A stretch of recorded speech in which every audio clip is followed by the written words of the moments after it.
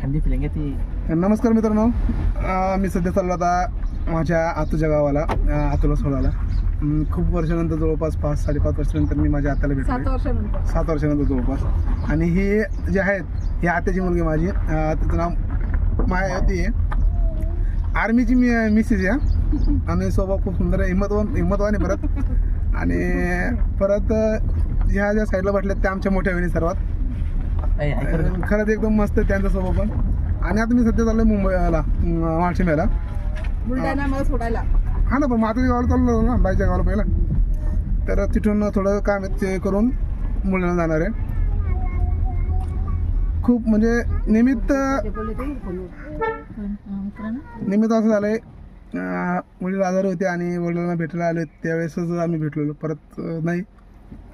निमित्त एकदम भयानक निमित्त भेटण्याचं. आधी लग्न बिग्न झालं असतं तर भेटलो असतो, आणि ते वडील असते तर खूप मोठा एन्जॉय झाला असता आमचा. पण अर्ध्या मधातच आम्हाला सोडून गेलेत. खूप मिस करतो मी त्यांना. आम्ही सर्वच, आमच्यापेक्षाही आमची आत्या खूप मिस करते, कारण की लहान भाऊ आहे आत्यांचा आणि त्या खूप मिस करतात. चला भेटूया आता. आत्याला सोडतो या रस्त्याने. इथून माझ्या गावापासून जवळपास 7 किलोमीटर अंतरावर गाव आहे. 15 किलोमीटर. 7 झालं ना, 15 किलोमीटर आहे. वयामान नंतर होत असतं, तुम्ही समजून घ्या मित्रांनो. आणि दुपारचे वाटले किती? दुपारचे वाटले 12:30 वाजता निघले. थोडा लेट झालो, जेवण करून निघलो. कारण की आज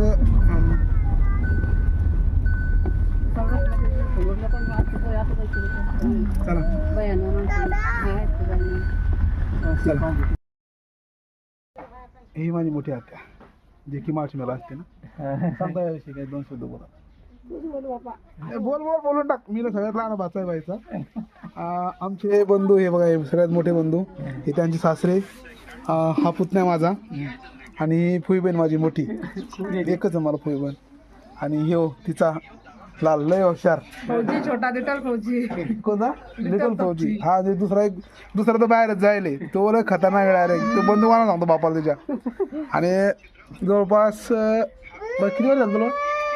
मग अण्णा किती वर्ष मोठी? 68 वर्षाची. म्हणजे 8 वर्षानं मोठी आहे माझ्या वडिलांपेक्षा. वडील 60 वर्ष होते. ही आंघोळ करून जाय बाई म्हणते, मला आंघोळ करायला.